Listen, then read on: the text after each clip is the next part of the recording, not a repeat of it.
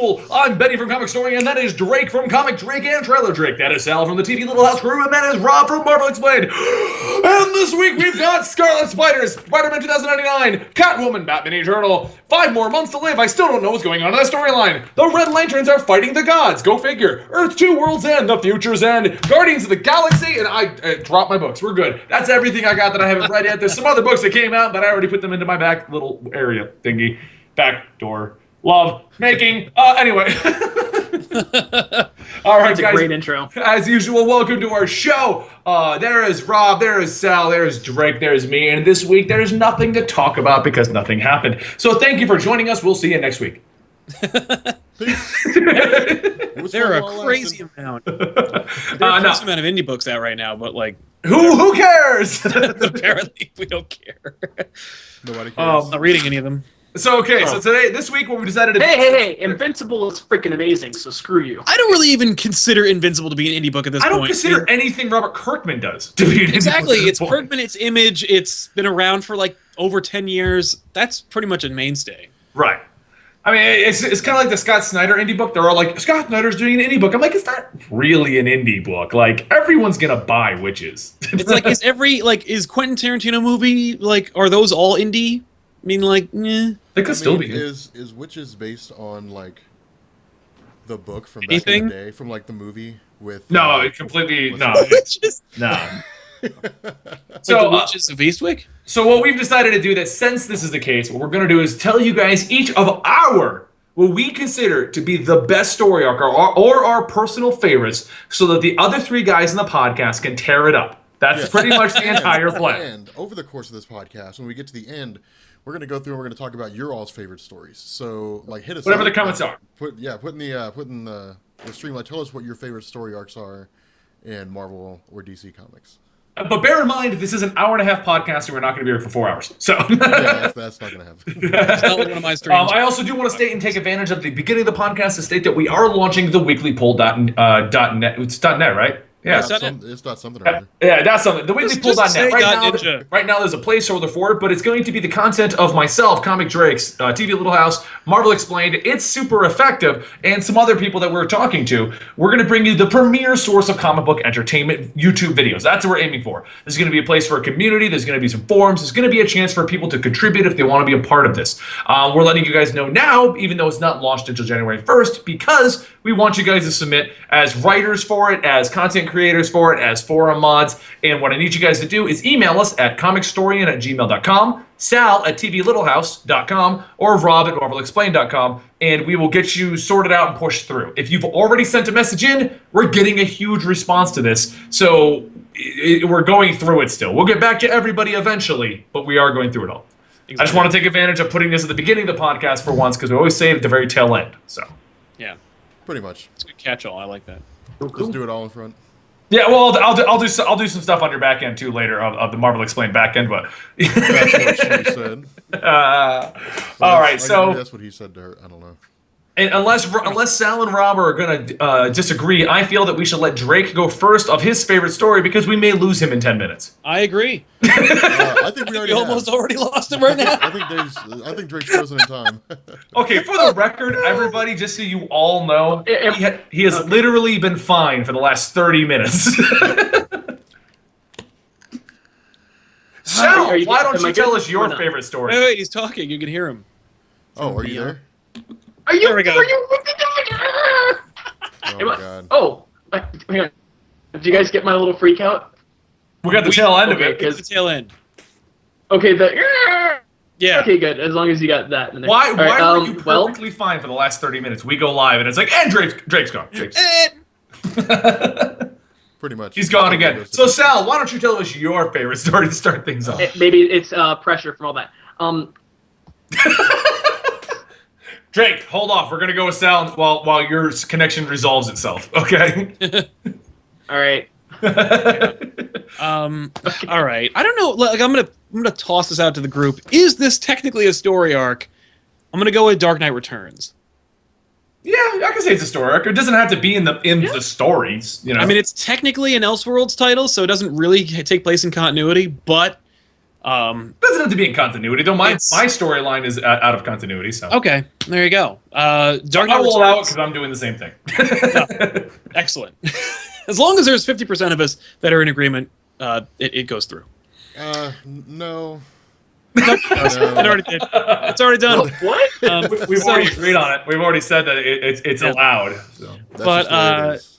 I feel like Dark Knight Returns, it's got the epic scope that I really look for in like in a mini or in a story arc. It has really great characterization. The art is really sweet. It's got it's firing on all cylinders. I mean, not to mention the fact that it's also like one of the most definitive Batman stories ever written. Yeah, definitely. And it like changed the genre, but like at the same time, it's also just like a purely fun comic. I whenever anybody asks me like what my favorite comic is or what my favorite like movie is, like there's a million criteria by which I could judge it, and I think to myself like, okay, what's the one that I'll always read or watch? Like what's something that I always watch? It actually cost me a job one time because somebody asked me what my favorite book was and what my favorite movie was in a teaching interview, and I said my favorite movie was Terminator 2. I said my favorite book was Dark Knight Returns, and I proceeded to, by the way, weave an entire web of bullshit where I explained like how transcendent they are and how they like defy genres and they and gender roles, and they really blow the lid off of all their respective mediums. But like, I mean, look, I'm not working there, so clearly they didn't buy it. But but I feel like that's kind of like my go-to is like the one that I'll always be able to read and find something either new or something that just really resonates with me. So Dark Knight Returns is my number one. Which is funny because like everyone accuses me of being a Marvel guy or a Marvel whore or fanboy. I think that's the term. I'm just going to accuse you of being. I'm going to call you a DC hipster. That's what I'm going to call you. I Yeah, used to everything read was DC cool comics pre-New before they were 52. cool. Yeah, I liked DC before everything got corporate, except it's always been corporate. Because like DC's been owned by Warner Brothers since like the 70s. Yeah, they've been, but for the record, they almost never went bankrupt like Marvel. Just saying. Listen, funny thing Yeah, was well. I was reading Marvel almost exclusively during the bankruptcy era, and like that was a hard time. Those were scary times. We were really worried that Warner Brothers was gonna friggin' buy it, and then cancel every book except for like what was it?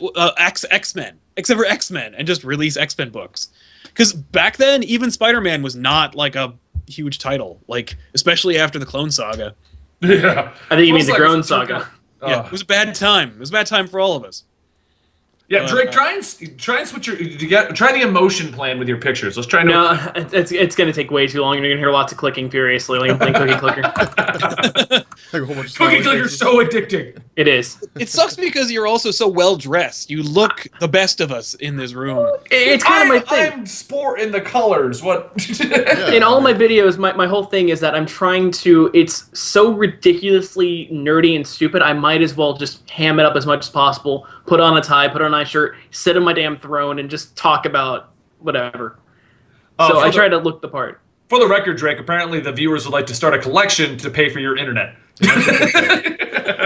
Let's get Drake more internet. I am totally fine with it. Makes sense. I am. Yeah, it's terrible. I'm hoping that the lack of video helps. It sounds like it actually so Yeah, it far. sounds like you're video. coming across clear right now. We can resolve something else later. Yeah. Okay, so Dark Knight Returns. It is. I agree with you. I think it's a pretty incredible story. Now, the problem I have with Dark Knight Returns is, a lot of people go to it as the definitive de facto story of Batman. It changed the era, and I don't know if that's so much the case. Yes, it's a good story. Yes, it's like a definitive Batman story. But to state that this is the story of the 80s, this is the best Batman story, I don't know about that. Yeah, because, I mean, I don't like a lot of what happens in that story. Really? You don't Yeah. know what happens in there? Batman's an old man, Superman works for the government, and Joker's just Joker. I mean, like... Yeah. All right, well, it's so- funny because like it's also not like a DC Universe book. Like, right. And Carrie Kelly, I everyone don't is- like. Everyone's very hand-wavily dispatched. Like Hal went to the stars and Diana went back to her people, and that's it. And Oliver Queen is now himself. I do love that like Oliver Queen got his arm ripped off by Superman and stuff. Well, spoilers from a 1980 story arc. Yeah, spoilers 1986. I haven't actually read it yet. I'm trying. Really? I need to get it. I know. But we're talking about DC for once, and it's one of the damn story arcs that I haven't read because I'm trying to read everything that it actually happens in the continuity, so that I can finally talk to people like I'm an actual comic book enthusiast instead of well, there was this one story that's very important. No, but so I'm comic book hipster. And I will, yeah, right. There's one point that Kenji21 brought up that I will defend, and then I'll get back to you, Benny, which is like, he says Year One is actually a better written story than Dark Knight Returns. I disagree, and I'll tell you why. Hey, Year One was shit, man. I like Year One's story, but I really don't like the writing in it. There are some cool moments, but like no line in Year One can beat Batman's internal monologue when he's battling Superman, and he says, "It's way past time you learned what it means to be a man," as he's punching Superman in the goddamn face. Like, so awesome and badass. It's so unrivaled. You'll never see anything like that in Year One. The worst offender for Year One is that everyone speaks in sentence fragments. No one actually completes a thought. They're like, "Could use a jackhammer on your back," or like, falling down a hill. Like, nobody ever actually speaks a coherent thought in that book. And while you're reading it, it's really visceral and really like smooth. It's quick to read. But if you go back and go over it again, you're like, son of a bitch, could someone finish a thought or start one? Because it's just all over the place. Clearly, Miller's playing with like the format, and he's trying out different things narratively. But like, and I like the idea of like a running commentary, but like, if you ever want to know how badly written Year One is, watch the Year One adaptation movie, because it's almost verbatim adapted, and it's friggin' terrible. Well, but the counter to that, though, is in Dark Knight Returns, you've got moments like Superman standing on the rock. Hello, Bruce. I love that. That's funny, because that's the image you think of whenever you think of Superman, is him being like, and like he's so full of himself. An eagle lands on his arm. Hello, Bruce. How are you doing today? It's been so long. You know the government's gonna have me come for you soon. Yeah. And the reason they are is because I'm the most amazing man in the universe. And because Reaganomics. Because Reaganomics. Because trickle-down economics. Yeah, but so okay. I mean, we probably shouldn't spend 25 minutes per trade. Okay, but I'm curious. Like, explain this Dark Knight Returns story to me. Like why? What happens? Okay, There's I'll movies give a on really, it. really bare bones description of what happens. Spoilers. More or less. Oh yeah, sorry, Drake, I'll put your try fingers in really your hard ears. not to actually spoil it. Like, or at least I don't know. Here's the thing. No, go for it. I'll be okay. Dark Knight Returns is, for me, it's the last Batman story. So Grant Morrison will tell you that The Killing Joke is the last Batman story, but Grant Morrison's also a fuddy-duddy. So let's forget about him for a minute. I've actually been called a fuddy-duddy before, and it's not very awesome. You're a fuddy-duddy? I was okay. All right. I'm going to interrupt Sal's story for a second. Yeah, go ahead. Twice a year, me and my friends get together and do a citywide scavenger hunt. All right. There was one year that we got together, and I tried my best. Like, I was doing the best that I could, but I didn't really come through that much. And so, like, the next year, I got paired with Lindsay and Brian and Dan, I think. And Lindsay was like, I heard last year you were a fuddy-duddy, so like, you better come through this year. And I came through in spectacular style. I did a pole dance at a bar. Oh yeah! I found like a bunch of cool stuff. How much would I have to pay for a rerun of that? You will not see. You will never see that video. Oh, there's a video. Oh yeah, we had to record it. Yeah. Oh. So if I do a computer. YouTube search for Marvel Explained does a pole dance, I will find you. It's on a phone.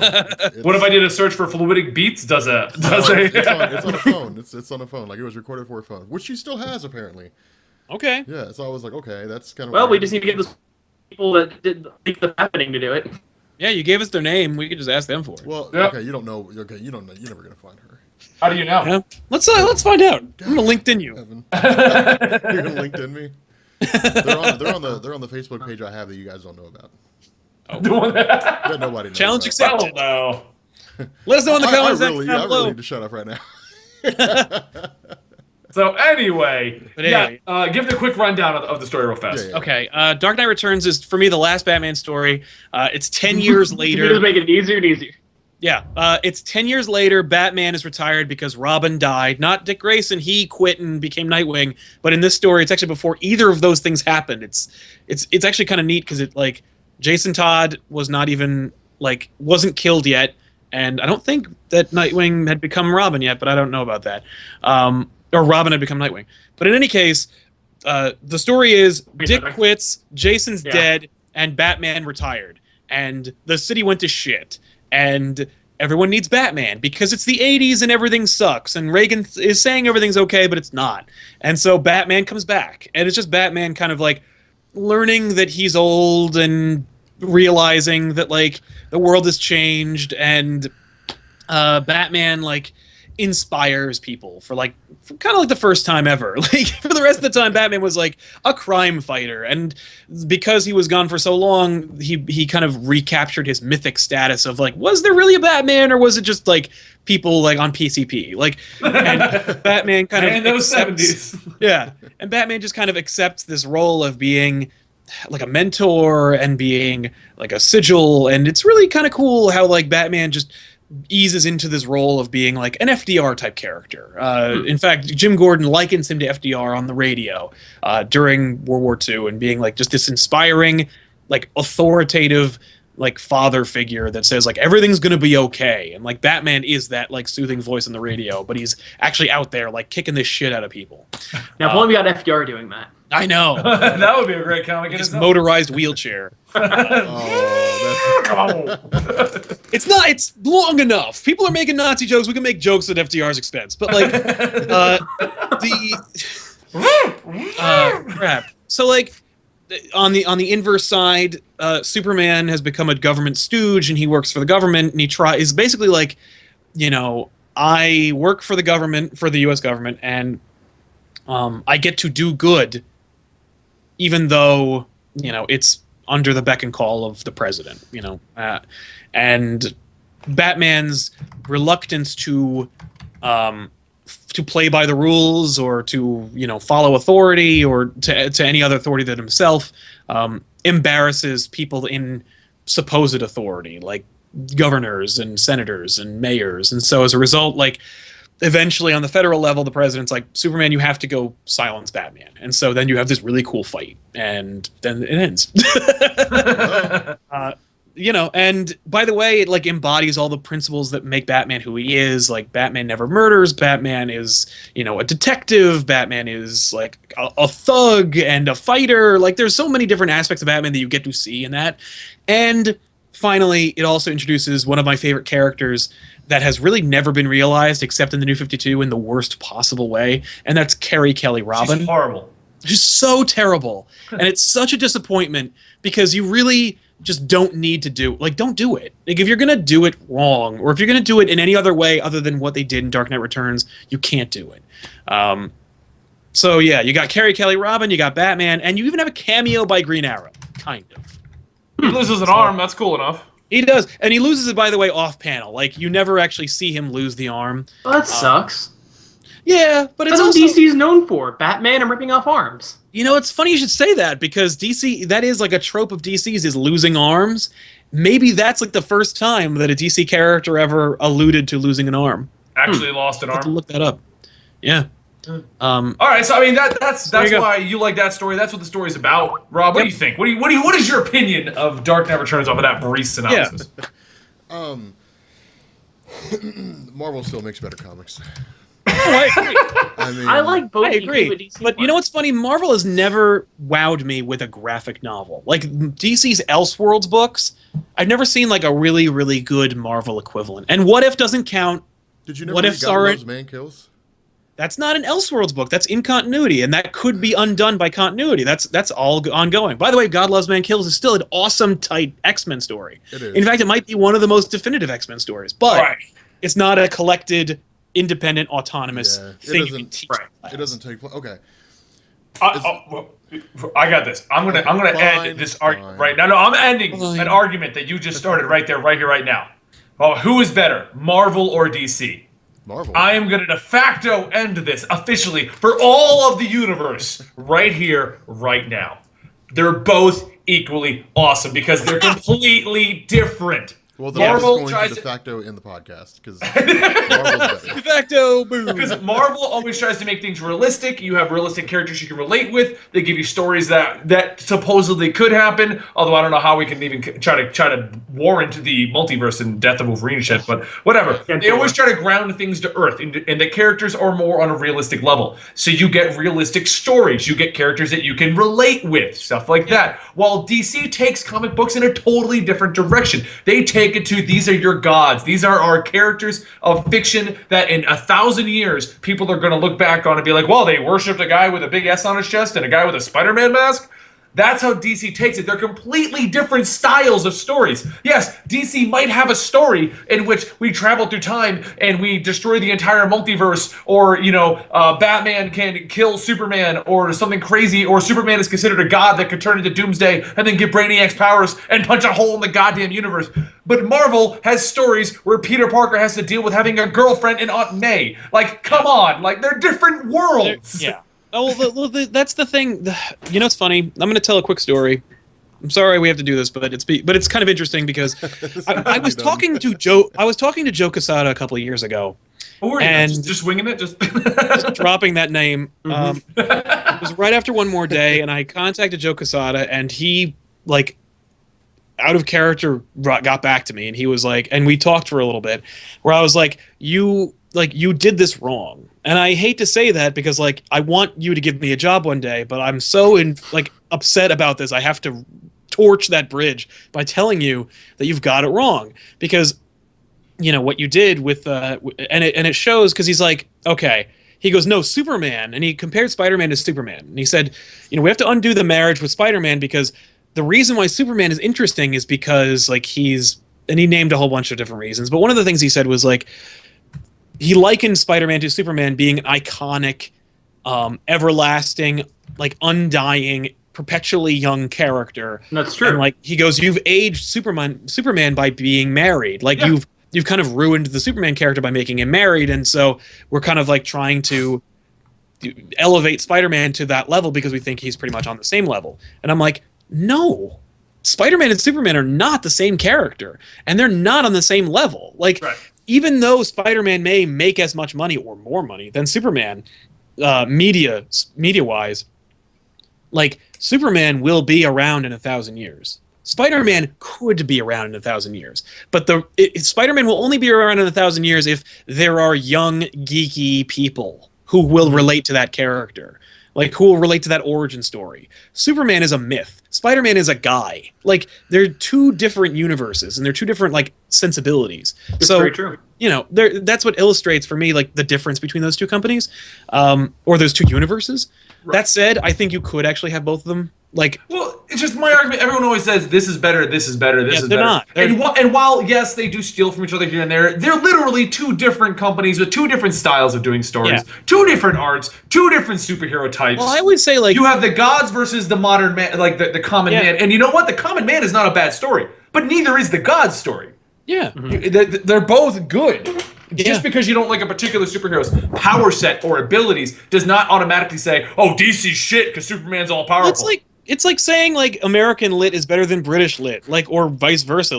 British literature is better than American lit because British literature has been around longer. That's inane.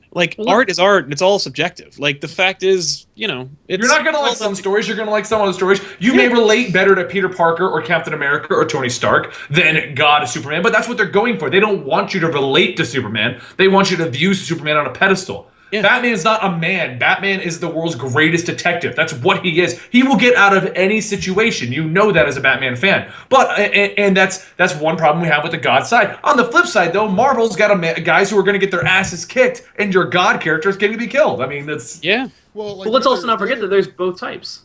Yeah. There's both types in both companies.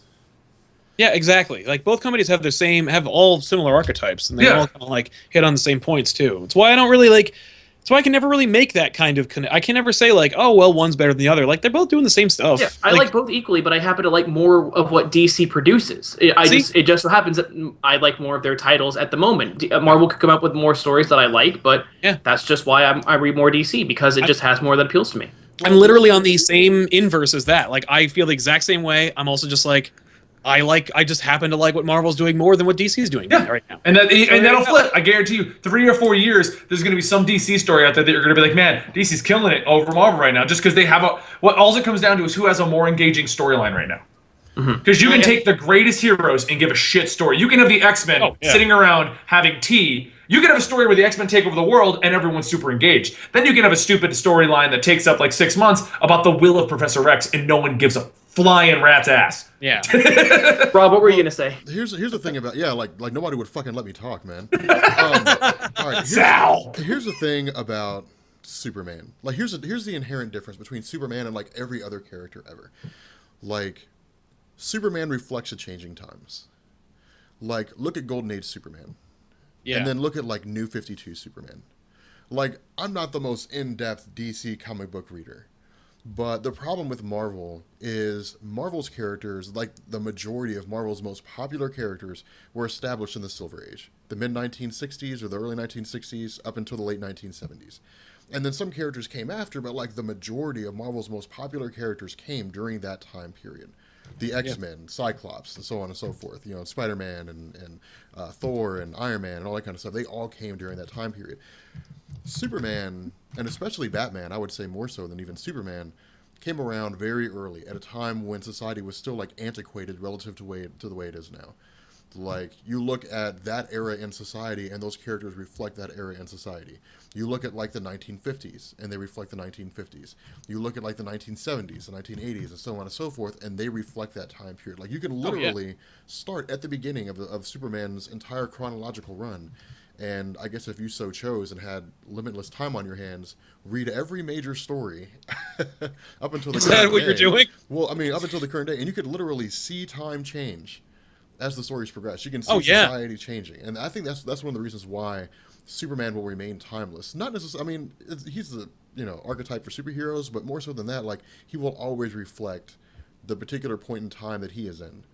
And people can literally trace the progression of like American history from the 1930s up until now by just watching Superman's comics or reading Superman's comics, which is interesting to me.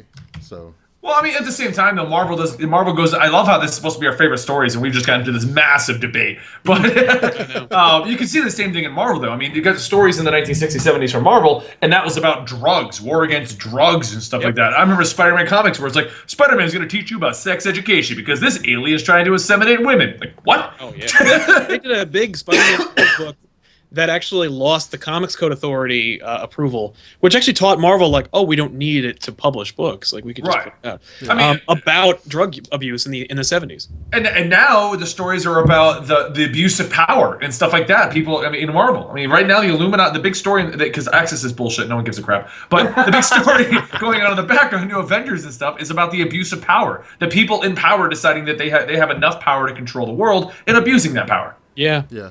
And I mean, they're both true at the changing times. I don't know who's going to be more of a long-lasting character, but the whole point I was trying to make at the beginning is this year. I mean, even movie-wise, Iron Man 2 is crap. Dark Knight 1 was amazing. Like Iron Man 2. I don't like Iron Man 2, but I mean, just I'm saying, I thought Iron Man 2 was pretty good. Okay, well, I enjoyed it. Okay, fine, whatever, fine. Iron Man 2 is amazing. Either way, what I'm saying is everyone's going to have their awesomes and they're going to have their shits, and they're going to try things that aren't going to work, and they always end up taking from each other anyway. I mean, you can go ahead and say the New Avengers multiverse thing is amazing, but DC did that crap in the 1980s. It called an infinite crisis. Every world exists, and we're going to merge them and destroy them. And yeah, it's weird that they're doing that now. Yeah, it's really 20-something years later, they're like, no one will ever relate us to one of the most de facto DC stories ever. Yeah, they really need to be careful. Like, you need to have somebody really smart write that book. Yeah. And because Marvel's proven you can't write a book based on committee. Like, Infinity is a pile of crap because it was written by like 20 different people. Infinity was not that bad. Infinity, the core book. The core book was really cool. Yes. Except for the end. Yeah. I just don't like how they tied everything in. But that's a discussion for a whole nother day. Maybe thinking of something else. So we can get back kind of on topic here, I guess. I mean, I guess the de facto answer here is pretty much, and all I was trying to state is everyone likes to jump in with these arguments of Marvel's better, DC's better. The fact of the matter is they're both pretty much the same. There's always going to be somebody that's better than the other one. It's a fun argument to have as fanboys, and at the end of the day, Image kicks everyone's ass. So Image kicks Oh everybody. no! Yeah, Wildcats and the Savage Dragon and the Max and Spawn. Oh and god, the Gen Max. 14. Holy Gen 13. cow, dude, the Max. Max is a good book. Man, Max was a good book. 20 issues. I never read the Max. But I remember seeing it on Cartoon. MTV's Oddities. Yeah, the Oddities That's cartoon. literally the best way to absorb the Max is to watch it. Is. I remember that. Dude. all right, while we seem to have a solid connection from Drake, Hello. Mr. Guy in an Iron Man suit, what is your favorite story? Especially, I'm actually really interested in yours because you're more of a newer comic reader than me. Yeah. Well, okay. You guys are talking about how like Image is the best. Honestly, I would probably say that the Viltrumite War of Invincible is probably one of my favorite stories I've ever read. However, I cannot even begin to talk about that because Invincible itself is a book that's just built on spoilers and plot twists and revelations. That if I even give away one little detail to Viltrumite War, other than that, hey, there's a goddamn war happening that we learn about at the very beginning, that I'm going to spoil it for people, so I can't talk about it. Right. Otherwise, I'm absolutely loving the Injustice Gods Among Us comic. It's probably my second favorite thing on the market right now. And it's just one giant story, and that's why I like it. There aren't really any arcs in it, and it's so amazing. But if we really want to go with something that's been done and stuff, I guess maybe the Batman and Robin run after Final Crisis. Oh, okay. Because What, Dick Grayson took over as Batman with Damian? Yeah, because okay, listen, I shit on Grant Morrison all the time, and it seems like I hate him. I don't hate Grant Morrison. I just hate how big in comic booky all this stuff is. Final Crisis was just, what the fuck was I reading? And I read up to that point as well. I read Batman and Son. I read The Black Glove. I read Batman R.I.P. And they're good, but it's just I didn't understand what I was reading when I was reading it. Yeah. But getting to Batman and Robin with Dick Bat and with Damian, it was more of a straightforward story. Yeah, it was really weird and creepy with Don Flamingo and with Professor Pig and everything, but it was still an interesting three book arc. I guess you could really call that. Each book was their own little thing, but overall, it was a relatively short time of Dick Grayson as Batman and his relationship with Damian. It was a lot of fun to look at. And then I'm reading through Black Mirror right now, and I'm liking it so far. Great story. I actually just talked about that on the podcast we just did over on Comic Story where we discussed Scott Snyder. Yeah, I mean, and I can't wait to read it because I loved Court of Owls as well. Yeah. Court of Owls is so good. But honestly, I would say the Dick Bat and Robin run was probably my favorite of all the story arcs that I've read, excluding Invincible and Injustice and other titles that have the letter N or IN before the name. Nice. So how do you feel, Rob? It's true DC stories so far. Nah. I'm surrounded by a bunch of DC fanboys, so. Okay, so Civil War is the greatest story ever because No, it it's speaks. Oh God, no. Civil War is not the greatest Marvel story. Greatest story ever is the Spider-Man clone saga because Hands down. because it forced a crash in comic books. Okay, to be fair, I actually really do like Civil War, and I've been picking up all the side stories to learn more about it because I've read Civil War, the core book. I've read Fantastic Four. I've read the Miss Marvel bit of it. I just bought Black Panther for some stupid reason. Yeah. But Black Panther has one tie-in, and it's when him and Storm get married. Like, that's yeah, there's no point in buying the Black Panther for like the tie-in for Civil War. Well, I like. Plot. I got it on Black Friday for half off, so why not? Yeah. I did like the Fantastic Four offshoot of Civil War whenever Thing goes to Paris and just chills out there for a while and messes up how to say it's clobbering time in French. How do you say it? How do you say it's clobbering time in French? Well, I forgot exactly. He said it right the first time, but the second time he said it, he actually said it's time to fuck. So the chick, oh no! yeah, well, the chick that he's with in the book says, you said it wrong. You're supposed to say this, and he's like, oh, I guess I got a little excited. She says clearly, but I wouldn't translate it like, oh my god, I really did say that. Yeah, that's awesome. Yeah, like I mean, if you're gonna get like collections for Civil War, man, just get like the main Civil War story and then Civil War Frontline. That's really all you need. Like everything else is just interesting. Yeah, so that's me. Cool, man. Unless you guys want to talk about it. I like the same run. I actually enjoy. I wouldn't consider it my favorite, but if you've got a smaller pool to go from, it is a really good run. The one you're talking about. Yeah, so. I mean, I've read Year One and I've read Blackest Night. Blackest Night I just find so unrealistic because it takes place in 6 goddamn hours. Yeah, no. Blackest Night I find unrealistic for a number of other reasons, but But it's like, a great story. It's a great story. And there's lots of Green Lantern stuff I'm reading that's been really good. I really do like the Miss Marvel run right now with Kamala Khan. I think it's amazing. I can't wait to pick up the new issue tomorrow. And I really am liking Superior Iron Man. I'm liking it too. Man's good. Really See, fun. and the thing is, because Jason was just going on, I was talking about the comic book store. He hates it. He Really? feels that it's a forced change on Iron Man. He likes. Well, he's wrong. Organic. Whatever. It's Axis. It wasn't organic at all. It was, from what you guys told me, Professor X's mind being hijacked by Hydra and Red Skull. Yeah, what part of that is organic? Nothing. Oh, that's what his problem is. He wanted an organic change, not a hard, Tony's still a douchebag. It's fine. Yeah. Yeah, it feels pretty like I was saying when we talked about it, like Superior Iron Man just feels like if the movie version of Iron Man had no redeeming qualities. Like he was just a total dick with you didn't believe that behind it he was altruistic. Yeah. Well, Like it's fun. But see, the great thing about Superior Iron Man is it goes back to Iron Man, like focusing strictly on Iron Man just being an asshole. And that's what I loved about Tony Stark back in the day. That seems like it kind of got lost in the shuffle. Like during Civil War, everybody's like, "Oh my God, I hate Tony Stark!" Like everybody hated Tony Stark, and then he was Because they made him a villain in that book. They made him a villain. Exactly, they made him a bad guy. Yeah, of course, you're supposed to hate him. Yeah, and then after Civil War, you had the Initiative and then Secret Invasion and all that kind of stuff. And then Tony Stark's just kind of like, I mean, there's a bigger problem going on here. We'll worry about me later. And then they just never really got back to focusing on him being an asshole. So I'm really glad that they've jumped back into that because that's one of the best attributes of his character, just being a drunk alcoholic. Well, yeah, I think they've been trying to make him too goody-goody lately, in my opinion. It kind of ruins the character of Iron Man. It's like, oh, he gave up drinking. Oh, he's going to make his life good. Oh, he's going to save everybody. Now you're not interesting. You know? He's been trying to redeem himself literally since Civil War. Yeah. And this dude has had to do more penance than Hank Pym. And I gotta tell you, it's enough. Well, no, I'm happy with him. Not really, man. I mean, Hank Pym slapped his wife. So Hank Pym hit his wife, man. No, he didn't That's what I'm hit his saying. wife. I'm saying Hank Pym hasn't done enough. And Iron Man has done way more. Iron Man has literally wiped his own mind. Mm-hmm. And Hank Pym, changed his costume 6 or 7 times? That's not really a fair trade. No, I'm saying, when you look at the gravity of their actions, Hank Pym, got angry and slapped his wife. Tony Stark literally split the superhero community down the middle and threw superheroes into a prison in the negative zone. That's pretty heinous. Well, but if you, depending on which book you read, whether it's Civil War or Frontline, in one of them, the negative zone prison is really nice, and in the other one, it's Guantanamo Bay. So, which one is it? In the main Civil War story, it's this really cool, super technologically advanced place, and then in Frontline, they're living in cages.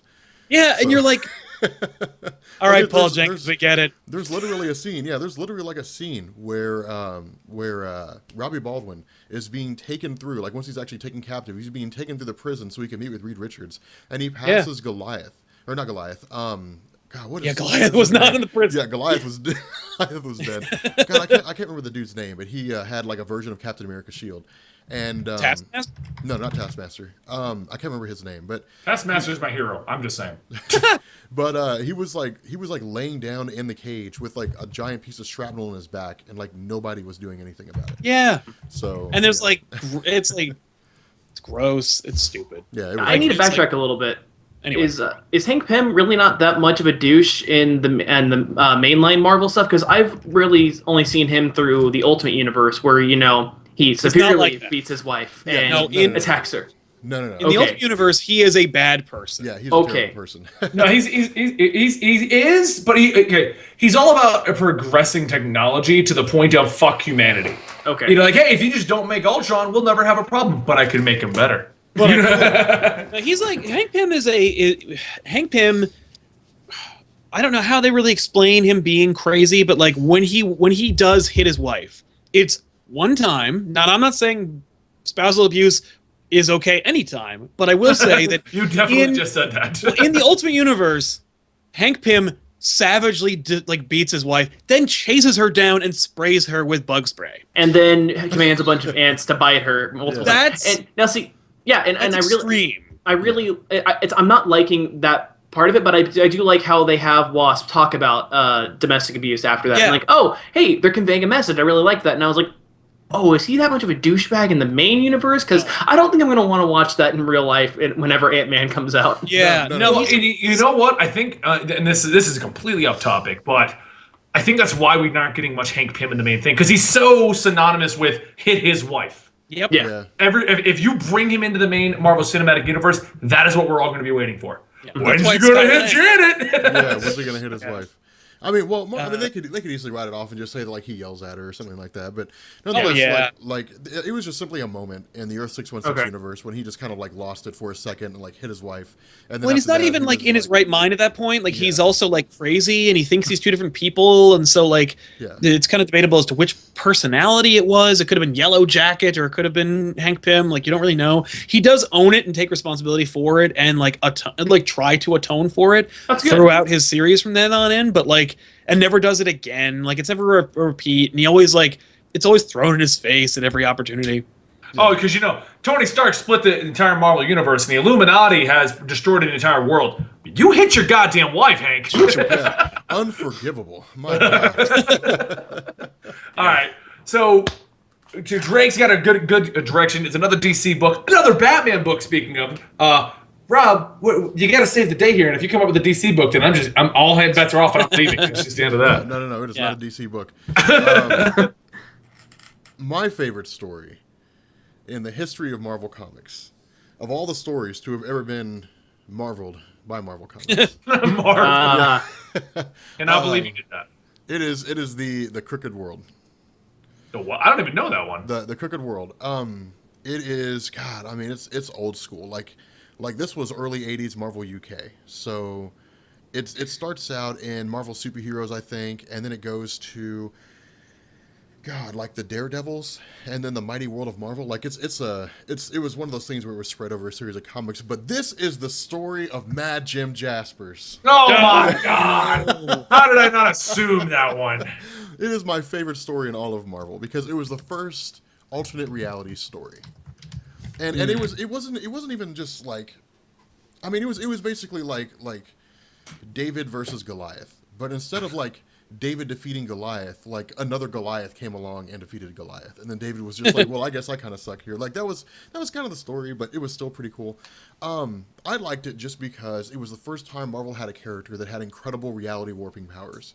And so you literally like saw him warping reality in the comics. Like he was just changing everything around to the point where it was just absolutely insane. But there's one point where Captain Britain, when he had been killed on Earth 238 by that version of Jim Jaspers and the Fury, and then he comes back to the regular Earth 616 universe, and he's talking with Merlin, who was the one that sent him to Earth 238, and he was, Merlin was like, Captain Britain was like, there's nothing I can do here, like I died, and it sucks, like, I'm sorry I failed, and you're introduced to like the Captain Britain Corps and all that kind of stuff, and then Merlin's like, well, I just sent you there for like training, because now like you're gonna have to fight the Earth 616 version of Mad Jim Jaspers, and he's like a lot more powerful than the one that you previously fought. Yeah. And so like Captain Britain's just like fuck.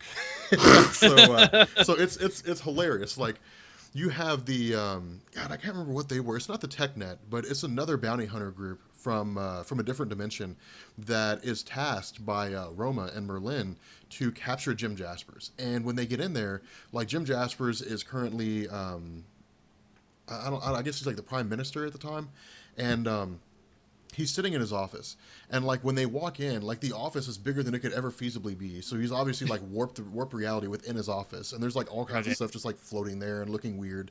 And so they're like, "We're here to capture you," and he was like, "Whatever," and like he just like totally screws him up. Like he makes one person like totally two-dimensional, and like it's really cool, like all the stuff that he does. But anyway, so Captain Britain shows up later on after all hell is breaking loose because he initiates something called the Jasper's Warp, which is literally where it just starts warping everything around it, like starts warping reality. And Sal didn't give a shit. So I was like, yeah, that's nice. That's cool. Yeah. I mean, like, I remember. I just... Yeah. I'm just I want to get the end of this, but what I'm hearing is nobody of any importance was in this story. Oh, It's not at all all, not at Captain all. Britain Not and at all. Betsy It's Braddock. That's what I'm that's hearing. all it is. I was It's all- like, yeah. I don't care about Captain Britain. It's all Imagine Captain Jaspers Britain, as a man in a diaper. But it was super cool because there's this really cool scene where Captain Britain goes to fight Jim Jaspers. Just let me finish my story. I didn't interrupt you. You laughed. You laughed at me. There's this really funny story where Captain Britain goes to find Jim Jaspers, and he says something. He says like it's weird or something like that. Like he opens the door, and when he opens the door, like Jim Jaspers is like 200 feet tall, and he's like sitting cross-legged, and it looks like he's out floating in space. And he asks him if he feels like he's lost in the funhouse, and Captain Britain is like, "I'm going to take you down." And so Jim Jaspers basically just starts like warping everything around Captain Britain. So first he's like a kid sitting in like a classroom, and then like he's somewhere else, and like it just demonstrates it's absolutely hopeless. Like there's no way that Captain Britain could defeat Jim Jaspers. Now the way the story ends is kind of stupid. It was disappointing. Don't. Because how do you like build it up? Like you build it to this point, and it's like, Yeah. How do you solve that? How do you defeat? How Right. does Captain Britain defeat like a god? How does I've got a great Captain Britain of question. all people defeat a god? Well, like he doesn't. Like that's the problem. Like he doesn't. Like the Earth 238 version of Jim Jaspers, he created something called the Fury, and the Fury was literally a cyborg that could adapt to anything.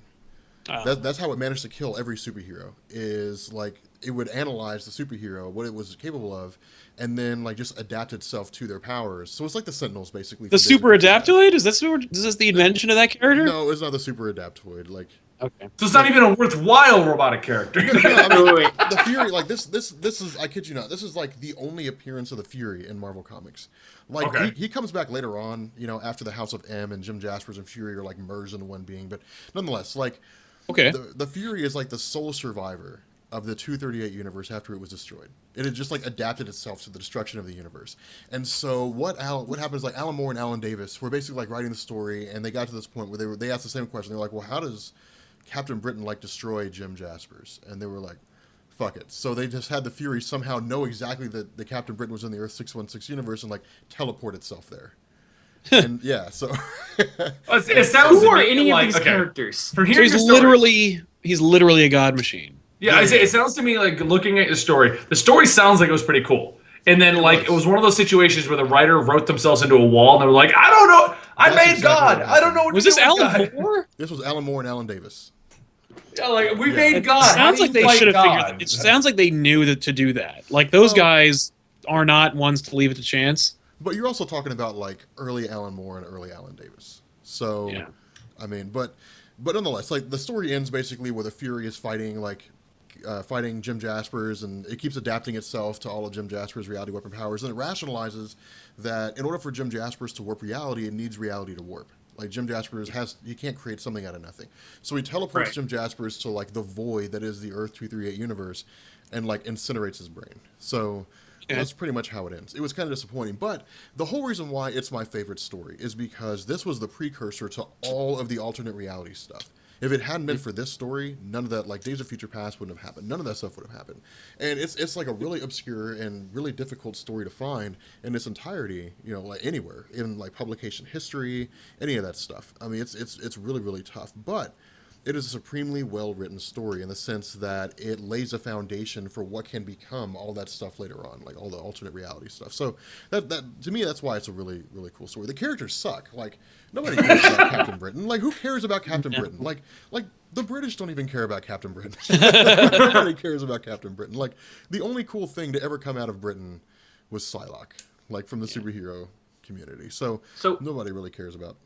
Is Captain Britain Union Jack? No. Okay, because I listen. I was trying to follow the story. I have no idea who anybody you talked about was, and I'm like, who the fuck is this guy? By the time I finished processing that I don't understand and I don't care, that it's that like I'm done trying to figure out who it is and just listen to the story. By the Right. time I'm done figuring that out in my brain, Rob's already in another part of the story. I'm like, okay, something about reality warping. I don't even know anymore. Yeah. Yeah, no, it's like Brian Braddock was an alcoholic. God, it's difficult to remember. because he's a stupid character. Because it's like, who cares? Yeah, who cares? Like he was an alcoholic. But that's or something the like point. That. Like that's what Alan Moore does best. He takes a character you don't give a crap about, and he's like, here you go, something cool. I mean, it doesn't sound like a bad story, Rob. No. Yeah. But Brian Braddock had somehow ended up in a car wreck or something like that, and he was like, I guess some other alien was chasing after him, or some kind of being was chasing after him, and Merlin and Roma appeared to him and gave him the choice between the necklace, the Sword of Right, or the Necklace of Might, or Amulet of Might, or something like that. And he chose the amulet, which allows him to like take on the form of Captain Britain. But then the foe, like the bad guy that was chasing after him, chose the sword. Yeah, and then like they fought, and then Captain Britain came out on top, and so he's like the guardian and stuff like that. But the problem with Captain Britain is Marvel basically tried to like reach out to the British community, to like the United Kingdom community, and create a character. The problem here was they created a character that sucked. And like there's never been like there has never been an instance, and even like Black Boltagon, Black Bolt is like he said that Captain Britain was cool with Excalibur, and even then I would say that's stretching it. I have never sat down and said, "Oh my God, a Captain Britain comic."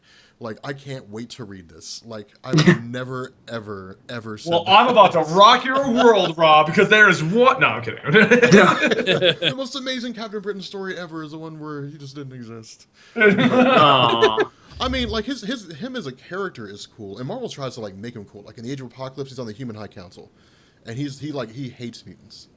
And so, like, they try to make him cool by introducing him and stuff, and having, in alternate realities and things like that, but he's just not a relevant character. Like, nobody really cares about him. Most of the Britons aren't. Wait, what? There goes like a whole bunch of people from the YouTube channel. UK, I just lost half my subscriber base. Benny wasn't the one that said it, but he said it on Marvel Explains channel, so fuck Rob. I'm playing. I love people from England. Well, speaking of Benny having really shitty opinions, let's hear about his story. Let's hear about it. Oh, you guys are going to hate. I purposely picked a story to piss everybody off. It's going to be fucking Deadpool, and I'm going to hate you. No, it's not actually. Oh, thank God. Okay, I thought you were picking that because you're like, you're so going to be so excited, Drake. And like, if it's fucking Deadpool. So, I could pick a de facto story for Batman. Killing Joke's amazing. Dark Knight Returns is a good story. I could pick an obscure one that no one else has ever heard of to go like Rob and talk about some superheroes that no one knows exist, but it has a personal effect on me. I am gonna go with one of the few giant story-changing arcs. The arc itself was kind of meh, but what it did was amazing in comic books. Flashpoint.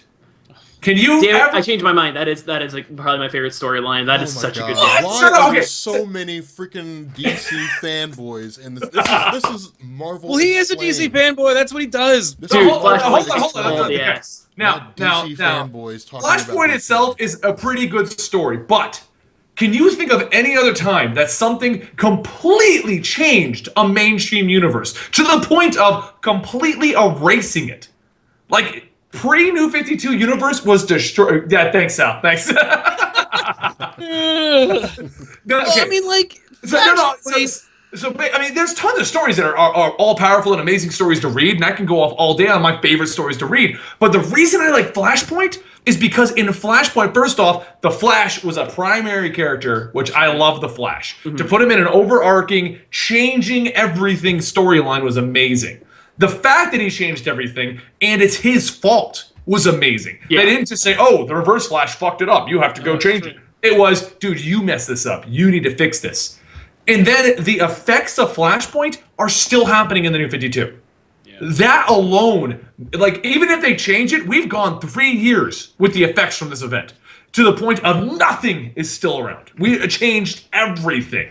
And until Convergence. And right, as I said, even but for 3 years. But you got to think, this had to be the biggest gamble DC's ever done. They've done crises all over, but they've never just rebooted everything from scratch. Yeah. Well, they technically didn't. Green Lantern and Batman still happened in some capacity. Yeah. I could go on. I mean, I love Blackest Night and Brightest Day. If you're a new person to comics, read those. Read Court of the Owls. I could go on about that. I could go on about freaking Spider-Man. The Ultimate Spider-Man run's amazing. I got tons that I love. So, I mean, I can tell you up and down, but the reason I like Flashpoint and I consider it one of the best stories is because it's one of the few stories that has had lasting effects long term. Yeah. And you get Thomas Wayne as Batman, and it's really awesome. And like reading his side story, and then reading Dead Man with Flying Graysons, and what they did with Superman, with him being, you know, a government thing, and he's all skinny and frail. It was just really, really awesome how they did everything.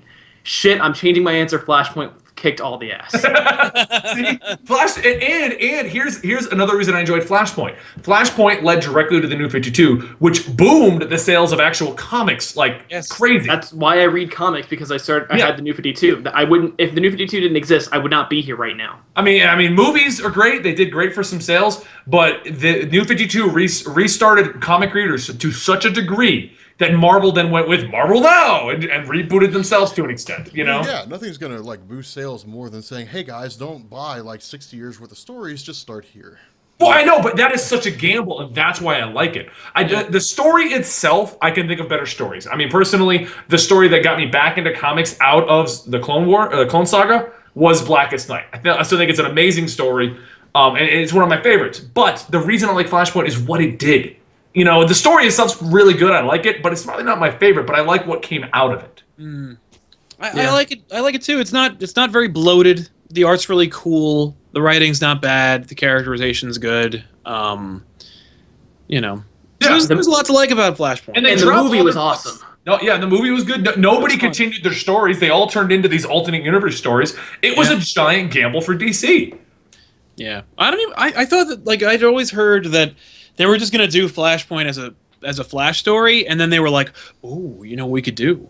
Yeah, no, it was. They've said that. They were just going to do Flashpoint as a Flash story, and then they just said, you know what? It'd be cool if we just rebooted everything with this. Yeah, we just changed it off.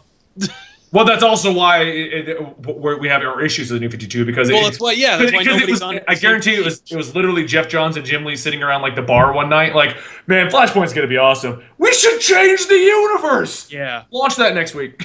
Quick, somebody mentioned Marvel before Rob dies. He looks so boring.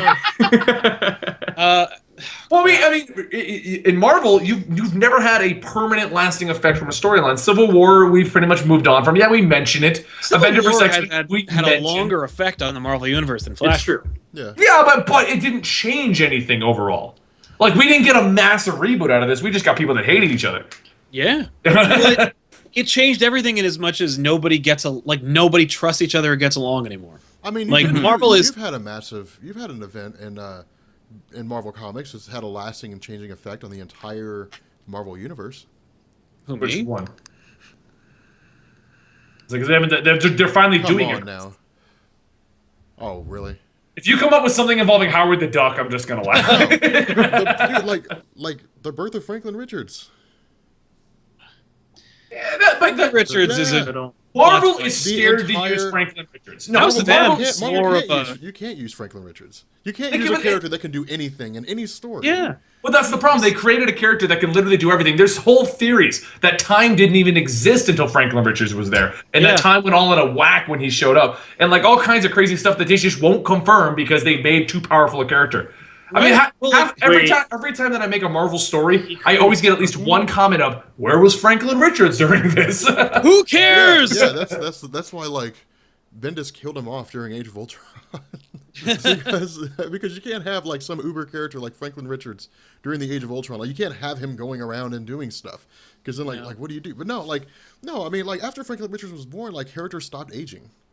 Like, well, yeah, that's the idea. Like, that happened. I mean, so I assume that's a kid of Reed Richards. Okay, yes. Franklin Richards, for the uninformed, is basically the child of Storm and Reed Richards. But the thing is, Franklin Richards' powers is basically omnipotence. He can do anything, literally. Just think it in existence, control entire timelines, literally everything. You think Magic like the Beyonder is powerful? Yeah, like the Beyonder. So not really. See, this is why I say you guys need to read some more Marvel comics. Not like the Beyonder. Franklin Richards is just all powerful. As much of a plot device as the Beyonder, and as much as Franklin Richards can do anything whenever the editors need him to do anything, the Beyonder could do anything because the editors need him to. Beyonder's been like 4 different things. The Beyonder can do more of anything.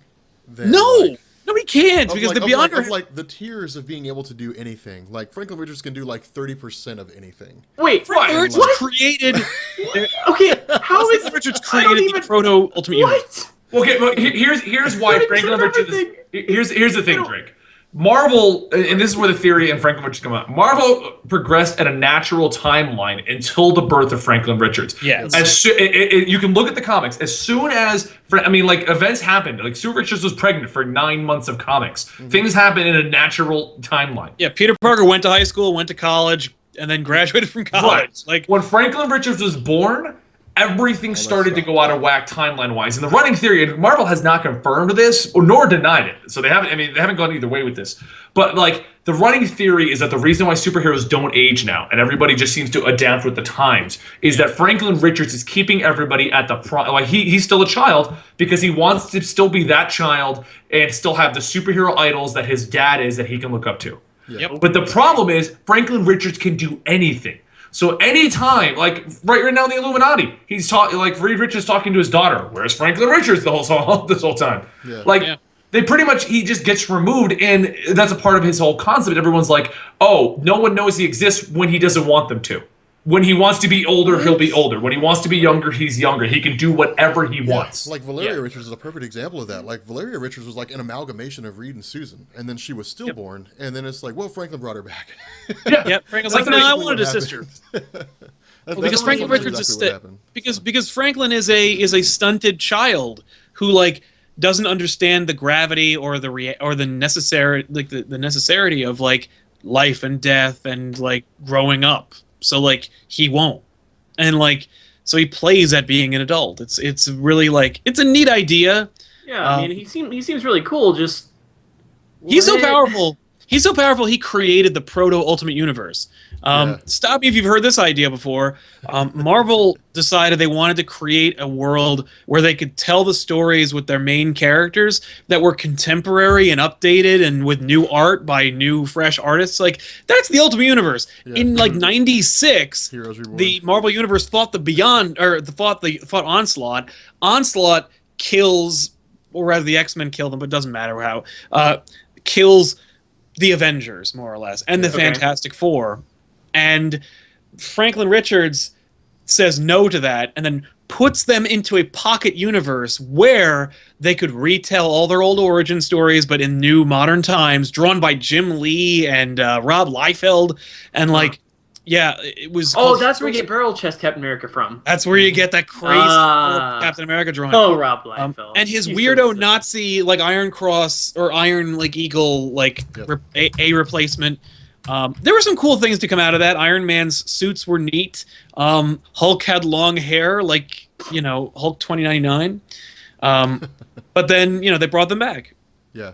Okay. Like that was literally Franklin Richards just didn't want to accept the fact that they died. It's literally like there's literally it's called the Heroes Reborn story. There's a point where like one of the Celestials appears to him, and it's like these universes can't exist at the same time. Like you have to choose one. So he literally enters the universe that he created. And meets with his own parents and is like, I don't know what to do. Like I don't know what to choose. And they're like, do what you think is right. And so he just goes back and recreates, or I guess eliminates the he gets rid of universe. Heroes Reborn. Yeah, and then Marvel launches the Heroes Return, where they bring back all the Avengers and the Fantastic Four. Yeah, like that's literally what it is. Yeah, it was this great. Some of them remember. But so that's the big thing. A lot of people come up with this stuff because it's a '90s book and people want you to forget. Dude, but like, it was a pretty cool book. It was kind of neat. Yeah. I mean, so the problem with Franklin Richards is that nothing's ever been confirmed or denied. Flashpoint was confirmed. Yeah. If Marvel comes out and says, yes, Franklin Richards is omnipotent to the point of he affects the time stream, and I like this comment here, the reason he never shows up at events is because he's too busy holding the time stream down. Pretty much. He's like, well. And someone else asked, doesn't he show up in the distant future? Yes. Eventually, one of the futures that Captain America goes to, I think it's like 10 billion years in the future. Yeah. He shows up and finds an adult Franklin Richards and grew as a tree, like a tree. Full tree. Which story was that in? Because I wasn't it part of. That's in New Avengers. That was Avengers. It was Avengers during the original. Avengers World or Avengers. What the hell? I couldn't remember which one it was. It was Avengers like 20 or something on the original Sin storyline.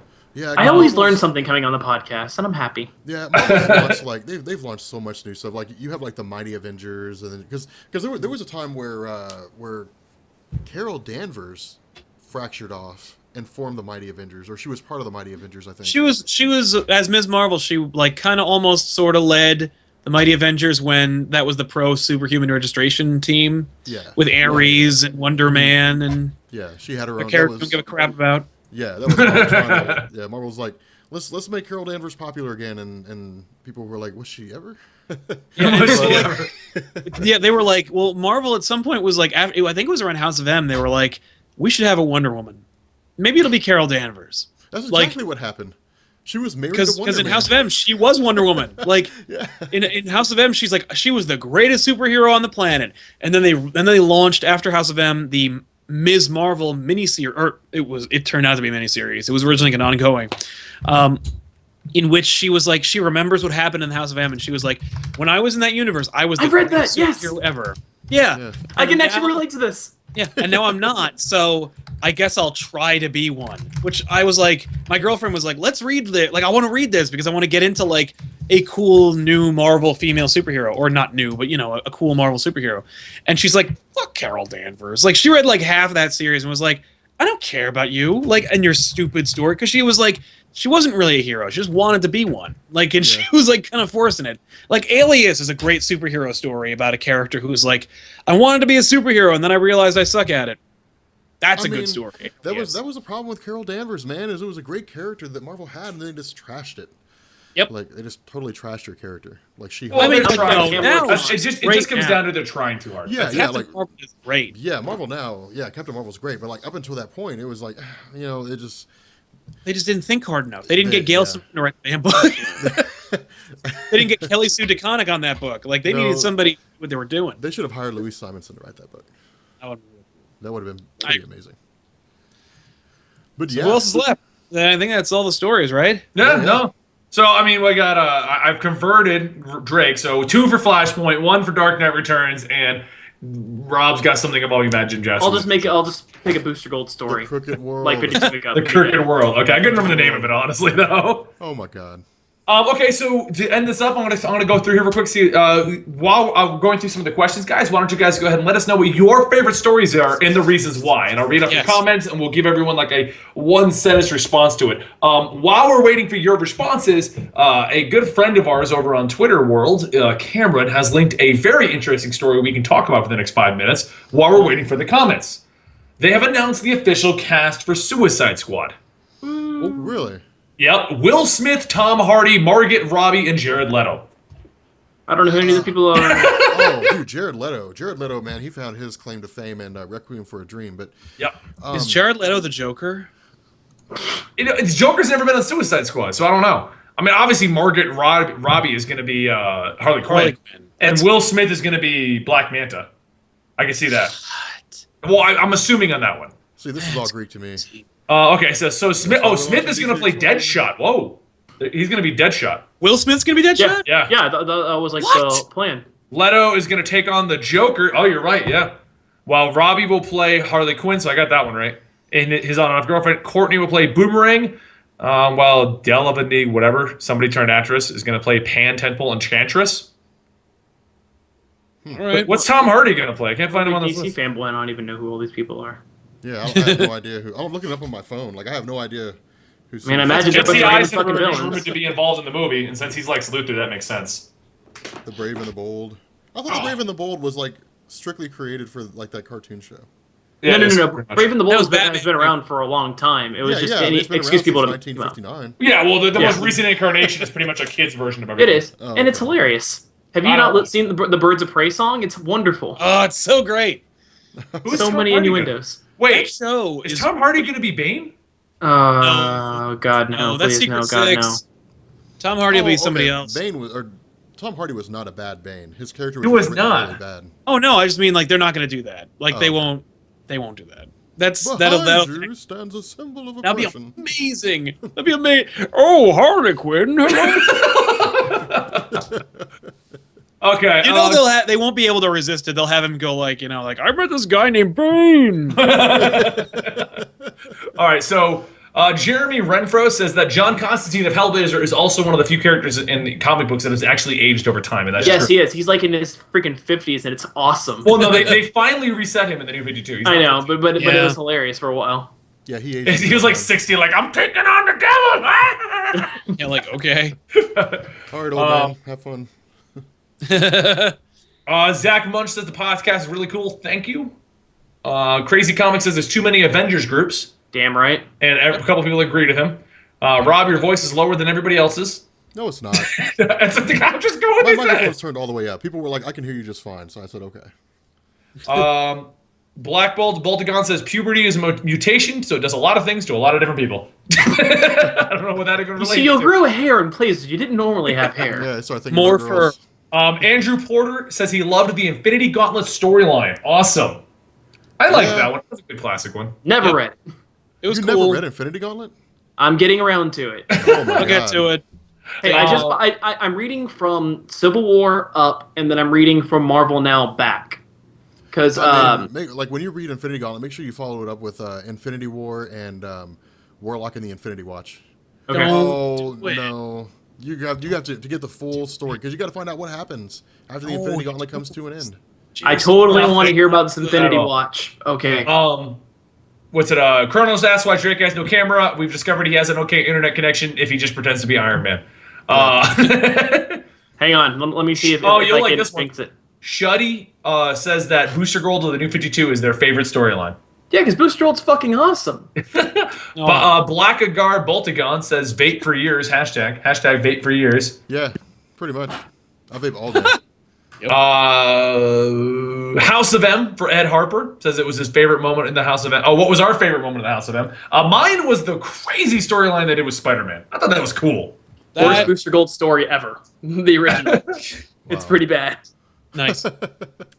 My favorite one It is was when Magneto tasks Apocalypse with going and facing off against Black Panther. He tells him to go to Wakanda and tells to issue Black Panther an ultimatum. Either they join Magneto's side, because again, like Wakanda's been neutral this whole time. Either they join Magneto or they'll be destroyed. But when Apocalypse gets to Wakanda, like Black Bolt's there. And Black Bolt like whispers at him. Yeah, like he opens his mouth and like Apocalypse is totally incinerated. There's like this mile-long path of destruction. That's awesome. Yeah, I would that's love really to cool. see that fight. Yeah, it was. That's it was pretty something that badass. needs to be done. What's your favorite, Sal? From that Moan from the House of M. I don't know. There wasn't really a lot to like about that book. You so, liked like, that character that they created to fix their Oh, problem. Layla Miller's so great. Such a rich chestnut, totally contributory to the rest of the Marvel universe. I liked the quiet moments, like Magneto mourning Professor X at the Rock Memorial. I liked Hawkeye shooting Wanda because he was like incensed about being murdered. I like the end with when everybody's back and like they're all like and like only a few of them remember. It was cool. I Drake, need to did you read even all read this. it? Drake, did you read it? Read what? Awesome. Just assume that I don't. But I've read the Miss Marvel thing and where she talks about House of M. There you go. I mean, Oh, like that- you know it House of ends. M- Like, favorite House of M moment. is good. I've heard it's good. You know, I watched the Marvel Explains on the X-Men, and you know, everybody like, oh, they're getting rid of all the X-Men, so we have less mutants. Okay, that sounds interesting. Yeah. I have a fuckload of comics that I just bought for Black Friday, so whenever I finish reading those, Is that and what it you? Oh my god. Exactly. Wow, Yeah, you got all yeah, those the- on Black Friday. Good God. That's awesome. okay, I didn't buy a all of single them. comic on Black Friday. I bought Oh. one video game. I spent $400 on Black Friday at comic book stores. Oh my That is God. all I did for Black Friday, and it least is you're ready. ridiculous. I read most of it because my girlfriend's parents are insufferable, and so I read those so I could escape. I hope they're not watching. Thanksgiving. They're not. All right. Well, yeah, so I read a bunch of comics to escape Thanksgiving, but that's why my collection has doubled. One of the coolest like undercurrents of the House of M, which is a story that like escaped a lot of people, is you had like Victor Von Doom trying to usurp the role of Magneto. Yeah. And that was a really, really cool like undercurrent story. Like it was a big background story to everything in the House of M, but a lot of people just forgot about it.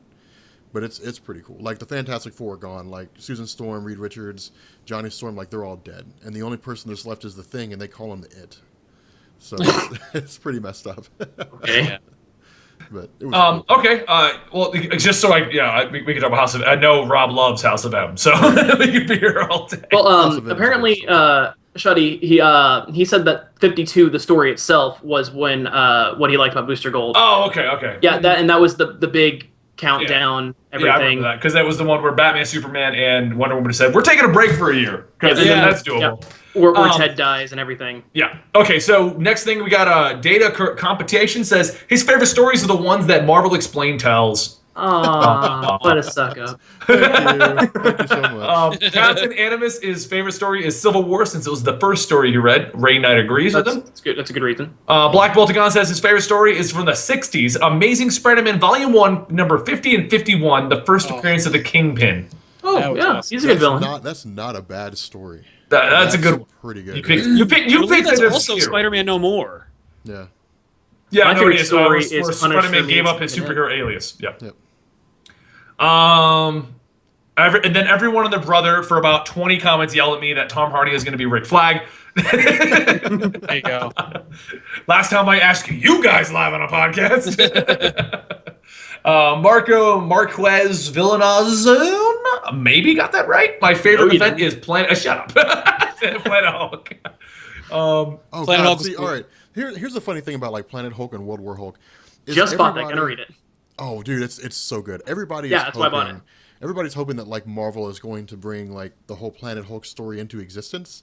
I don't think they And, will. yeah, I don't think they will either. I mean, you'd have a. I mean, It's too much. Too much has to be done for that, and to put him on a planet where they would have to come up with an excuse as to why Bruce Banner's there. Actually, well, I mean, okay. they could do that with Captain America 3, or I'm sorry, Avengers 2, when I guess Tony Stark's fighting him. They could just say, all right, look, like you're just too dangerous to be here, and they could just send him out into space. Yeah. But the problem is you can't do Planet Hulk without doing World War Hulk, and so they would have to do World War Hulk at some point.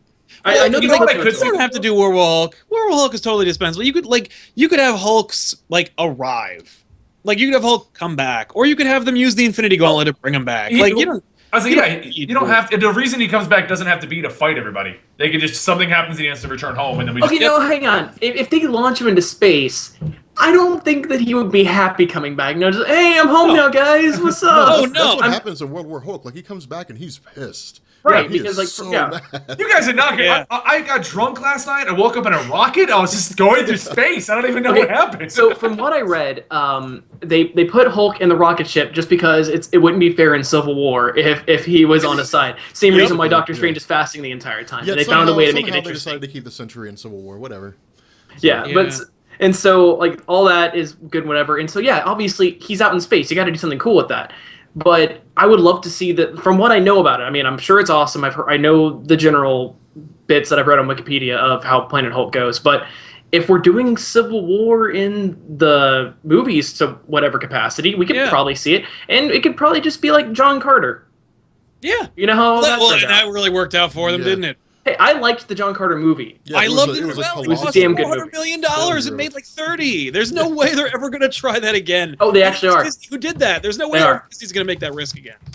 I wouldn't. They're making a sequel to it, from what I hear. They're making a sequel to a movie that lost 90%. That is what I heard.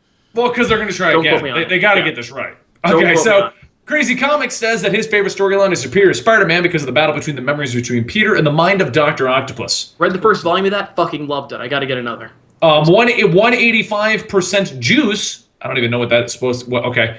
Says that his is Infinity War because Adam Warlock dispels all good and evil from his soul and then has to deal with it. The Magus comes back at the end of Infinity War. You have Goddess, and you have all kinds of cool stuff that goes on there. Infinity War is a pretty good story. Oh, I lost the place. I had it. The Amazing Somebody said they liked the new Harley Quinn run. Oh God, that's stupid. YouTube just scrolled me down like 20 comments. Sorry, whoever I missed over. Finn Soto's talking about Moon Knight. Hulk and World War Hulk for the win. What was that? Finn Soto's saying that he's really liking Moon Knight, and I picked up the Marvel Now bit of it. I liked the trade. He's punching ghosts, and of course I like it. Yeah, no, I like the Moon Knight run, the new one. The viewers actually kept going, do Moon Knight, do Moon Knight, do Moon Knight. So I was like, fine, I'll get the stupid Moon Knight trade. And I'm like, this is amazing. Yeah, it's really good. I mean, there was somebody who was asking about Moon Knight on Reddit. Like they were talking about like in Moon Knight's first appearance, he was like a werewolf hunter, and they were like what's going on? Like why doesn't he do that anymore? And I was basically like, he's got multiple personalities, and Marvel just uses that to write off any role that he's ever played. It's like, well, he was crazy. Now he's Mr. White or whatever it is. No, he's still crazy, but Mr. He's crazier Batman. Yeah, Mr. Knight. Warren Ellis' Moon Knight has never been better. Like that book was amazing. And then they got rid of Warren Ellis. Well, I'm sure he left. Like he was just like, well, anyway, I got it. That was fun. Let's go do something else. Exactly. Well, I had fun. Bye. But I hear the new creative team has really been has been continuing that trend of success. Yeah. I will also throw out there, by the way, I think just as far as great old story arcs are, Garth Ennis's Punisher Max is really, really great. Is that when Punisher and Eminem teamed up? No. That's when that was Punisher, Matt. All the greatest stories ever involving the Punisher. When you think of the Punisher and you think of like just gratuitous murder, like Punisher Max. Okay. That's Tim Bradstreet cover art. That's the guy who worked with Ennis on Preacher, Steve Dillon, mostly on pencils. It's really, really cool. Oh. It's also like because Ennis is like, no, Garth Ennis is always like, Frank Castle is a Vietnam veteran, so he fought in Vietnam. So Frank Castle is 56 years old. Like he doesn't even try to fit him in. Like there's a really cool monologue from Frank Castle, like issue number 24, I think, or something like that. Maybe it's 21. But he's talking about how like it's crazy. Like he goes into this building and just like starts shooting it, like killing everybody, like all these criminals. But while he's doing that, like he's giving this monologue, and he talks about this dream that he has where he doesn't just like stop with villains, like where he doesn't stop with like crooked politicians, and like he kills like all the people who are apathetic. Like he just starts killing innocent people. And, and he wakes up before he actually killed, like before anybody dies. But dude, Punisher Max is like the definitive Punisher series. If you're gonna read anything Punisher, you got to read Punisher Max. They need to bring back Punisher in a good way. The problem is he's too 90s for nowadays. I'm reading. I read the new one. Like I read a couple issues of the new where he moved to L.A. and like that was neat. Not great. That was neat. That was okay. Yeah, no, they need to reintroduce Punisher Max again and update it for the current time. Now that we're hitting an hour and a half into the podcast here, I think it's about time we start bringing it to a close. We've gone over our favorite stories. We've read a lot of your guys' favorite stories. And please, keep giving comments down here. I'm not sure, Rob, you're actually going to take this down and re-upload it, aren't you? So since you're going to see the original comments, you guys need to leave the new comments with what your favorite stories are so that Rob, Sal, Comic Drake, and I can all go back through and agree or disagree or argue in the comments. Trust us, Drake will be on every comment that comes out of this video. I don't do that as much anymore. I've had to stop. I pissed off some people. But I know yours made me so angry, Drake. But all right, so for you guys out there listening in the world of YouTube and comic books, this will be the last podcast we do for the rest of the month. And the reason why is because I was going to say maybe. No, like starting in January, like one, it's the holiday season, so this is the time when we're all hanging out with our families and spending time with our families, which of course I'm turning 21 too. But you're what? I'm turning 21. Oh, wow, nice. We'll see you in a year. Young son of a bitch. That's why I grew the goatee. Yeah, I'll be busy with birthday shit and getting really, really, really, congratulations. Really just get hammered over Christmas. Yeah, congratulations. Oh yeah, it'll happen.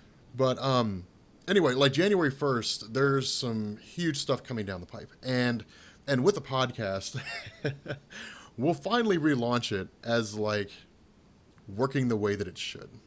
Where we won't have like audio problems and all that kind of good stuff. But we're in contact with a writer for Marvel Comics who is hopefully going to make it onto the podcast starting in January. And I think you guys are really going to love who we're bringing on, especially the character that he writes. But with the weekly pool and everything launching in January, this it's really, really going to take off in spectacular fashion. And so all this stuff, the weekly pool podcast, the whole 9 yards, is all going to come back in January, and it'll be rebooted. Like Marvel style, not that crappy DC. Should we call it the Weekly Pull Now or Weekly Pull New 52 Edition? I don't know. Weekly Pull Now, that would be pretty awesome. I guess I'm just never making an appearance again. We'll replace you with a girl. Oh, well, hang on. Look. Or it'll be me. Your girl voice is pretty good point up. January 1st, we're going to launch the weeklypoll.net. We're hoping for it. It may be a week after that, but January is going to be the official month that we launch the website, along with the proper podcast, along with everything that we're trying to do for you guys, and the combination of everything. And we're doing a lot of work behind the scenes, and it's killing all of us. And we're finding problems coming up with topics like that Suicide Squad thing we were done with in like 5 minutes. So we really need Marvel and them to stop taking Christmas break and give us stuff. Yeah, pretty much. But yeah, just keeping you guys in the loop, making sure you guys know what's going on. So what does everybody have coming on for the next few days or so? Let's start with Comic Drake. Are you doing a video, Comic Drake? Well, I'm in the middle of editing my 5,000 subscriber special for my comic channel. I'm getting all the audio together. I'm going to be getting up ready. I know Benny's going to be in it. Sal's going to be in it. I'm back. Rob is busy as shit. So because yeah, we're going to be narrating Martian Manhunter number 24, which is the comic where Booster Gold and Blue Beetle steal all Martian Manhunter's cookies, and he goes on a Hulk-like rampage. So I'm editing all that together. It's a lot of fun. Kerber first coming on to do Blue Beetle. And then after that, I'm working on a giant episode of explaining the origins of all the different Lantern Corps. Not really the entities or the emotional spectrum, just this is when this corps began, this is when this corps began, and that's why I was taking a little break so I could really write it down, get all my facts checked, and make it one awesome video. Nice. Yeah. Sal, go. I'm going to be doing... we didn't do any off the racks this week, so it's all tangents all the time. It's going to be like non-stop tangents until Thursday, because I have over 2 hours of tangents. Yeah, people seem to like them. They're really quick. They're a really great introduction to the channel and to the people that are on the channel, and then it gives you a good appetizer for Thursday's episode of Back Issues, which will be about Fear itself. The forgotten Marvel event. I was like, what's Fear itself? I hear it never existed. That's basically. That's where fear is literally afraid of itself. Yeah. It's literally stupid, but I'm loving these podcast suggestions for the names. The all-new weekly poll. Yeah, all new weekly poll. I like that too. The weekly poll. All-star weekly poll. All-star weekly poll. Superior weekly poll. Oh, there we go. Can we do like a weekly poll? Original sin. Ooh. You guys are not going to believe the original sin that we all forgot about was there was another host, not other people. It was another host that no one knew about. Right. Knew. His name was Mad Jim, and Okay, I was with you for a while. Like, okay, I'm done. I was trying to make it up as I go. It wasn't working. No, it was not working at all. All right, Rob, what's going on over here at Marvel Explained, the host of our podcast right now? Well, as you guys know, like we're doing the whole Age of Apocalypse thing, but then I started going through my comments and I realized a couple things. One, I never re-uploaded Civil War Part 6. 2, we never concluded the events of Wolverine and Civil War. And 3, like wait, you have Civil War Part 6 is missing? Yeah, it's not. I had to delete it because of a copyright thing, and I meant to re-upload it, but I never did. And so people have been like hounding me, and I was going through like all the comments because I usually check like the first few videos or so that I upload with the comments, and then I saw like all these comments for Civil War, and I was like, what in the hell? So I went back and looked, and it's like Civil War Part 7 is like Part 6 is missing, Part 6 is missing, and I was like, oh my god. So I have to re-upload Part 6. I actually have to go back and remake it, so I have to redo Part 6. We've got to close out Wolverine from Civil War so we can figure out what was going on with him and what all took place. And then we've got to close out Civil War, and then we've got to cover the death of Captain America. So Oh, yeah. we're going to have to put Age of Apocalypse on hold. So that'll be fun. But in January, I think we'll be able to pick back up with it again. But, Nice. yeah. Cool. Oh, really quick, I'll just take this opportunity to mention. Yeah, what's this tease, Sal? What's this tease? Oh, yeah, people want to know if we're ever going to do World War Hulk on Back Issues, and I don't know about that, but I do know that we are coming out with a Christmas special. Yes, I can't wait to see this. I want to be on it Especially next year. the last one we're doing for the month. I do Christmas specials for no reason. I've been doing them for 4 years now. It's Christmas, man. literally, just a Christmas special of life, like me and my friends. What happens in that Christmas special actually happens to Sal. Rob and I visited. His life is that crazy. It's really like that. Yeah, it really is like that. Come to TV Little House, you will see, like, we did a Christmas special where, like, my co-host Ethan tries to save the economy 3 years ago, and that's why things turned around. Yeah. The next year, Santa Claus came to visit, and we had to fight an evil leprechaun. That was like Who Framed Roger Rabbit level quality right there. And then the third one, Christmas 365. Christmas is coming, earlier and earlier. So we try to stop that. Yeah, because it's going to be like an all-year thing.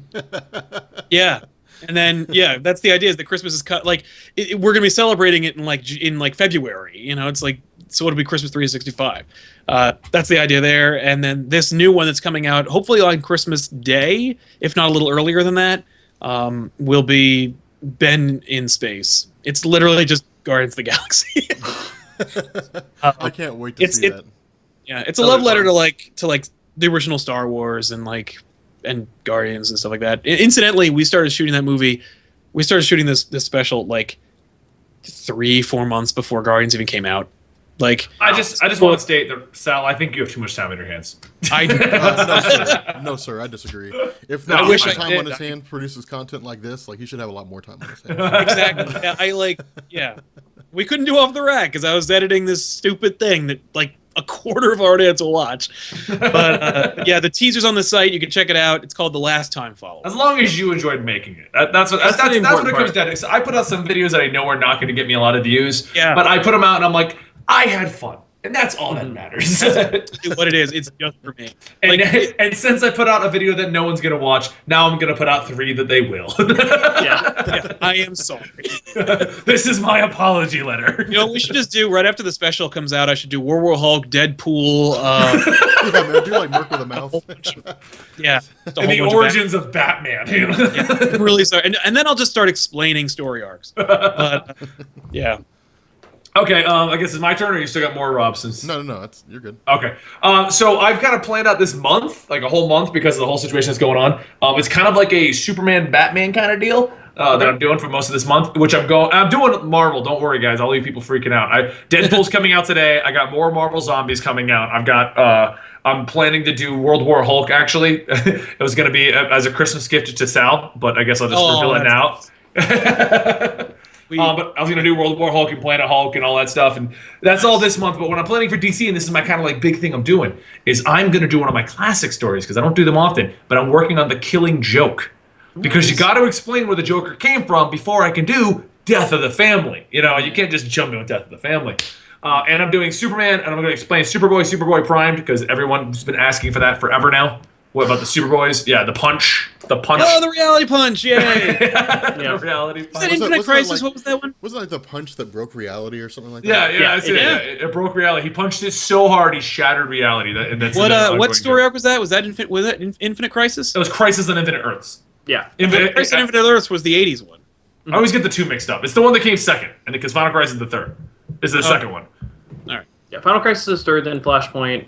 I want to say it's Crisis something. It's one of them. Either way, I'm going to cover Some a bunch of crap that Crisis. everyone's excited. But I'm working on The Killing Joke, and what I am working on, because a lot of people have been asking when I'm going to pick up the rest of the Jeff Johns run, is blitzing through Jeff Johns in January is my plan. Just do Green Lantern, War of the Lanterns, First Lantern. You know, just knock them all out. Just get it done and get Green Lantern caught up. Just Jeff Johns Green Lantern, or Jeff Johns in general with Aquaman and all that other. No. Jeff Johns Green Lantern run, so I can get Green Lantern caught up to current day, so I can do current day Green Lantern stuff. Okay, that's cool. Yeah. Forever Weekly. The weekly Full House of P. I like that. House of P. I like Weekly Pull Born Again. Yeah. These are cool. These are really good names. Yeah. But yeah, so it's all better than the ones we came up with. So today I'm coming out with the Deadpool Original Sin story, which is the story of him finding his daughter finally, Cool. and that whole thing. That'll be coming out in a little bit, and later this week should be Marvel Zombies along with Kryptonite explanations. Awesome. For the record, 2 fun ones that I found doing my research. I was not aware of the pink one. How did you not know that? I don't know. You've been on the internet. There's a pink kryptonite that turns Kryptonians into homosexuals. Fuck yeah. There's also a purple spotted one that causes Kryptonian dogs to chase their tail. You know, I could imagine, I could imagine like this big rave on like Krypton that they would have every year, and like They all have just like take. yeah, they all just like start delving in, or they have like a giant like pink Krypton like ball. Well, on the considering ceiling the that's, like, spinning kryptonite is the radioactive homeworld, the world would have had to explode. Whatever, Yada, man. yada. You're Why would they rave? There was fireworks. Yeah. like the greatest rave ever. But yeah, so that's what I'm doing. I've got a lot of stuff planned. I'm so happy. I don't know why I'm doing this. All right. Anything you guys want to say on the way out the door? No, I think we're good. Okay. Man, for the record, it has become a cave in my room. This wasn't this dark before. It wasn't. So What's Zodical playing in the back? today she is playing Lords of the Fallen. Oh, Sweet. I thought it was Skyrim for a minute there. I was looking at that. I was like, that kind of looks like Skyrim, but maybe it's not. Why? Okay. Age of Pull. Finn Soto suggesting Patron. I always say it's Patron. Patreon. I know it's Patreon, but I always call it Patron because I always want to get drunk after hearing about it. So, all right, and they're all agreeing that a Krypton rave would be amazing. And I guess on that note, we'll be ending today's podcast. I'm Benny, the comic historian. That is Comic Drake of the Drake Care stuff. That is Sal of TV Little House's Christmas special, and that is Rob of the Marvel Explained hour where he forgot to upload a video. Got nothing else? I guess you guys can go check out all of our channels. Rob, annotate all of us on this video. Yeah, I will. Click somewhere to subscribe. Yeah, well, I mean, I'll do it like in the post-processing when I upload it. And we'll see you guys in January, I guess. You can always get a hold of us through Twitter. We're always chatting on Twitter. Sal retweets anything we tweet. It's funny. Yep. All right. Well, yeah, man. We'll catch you guys later. Peace. Bye.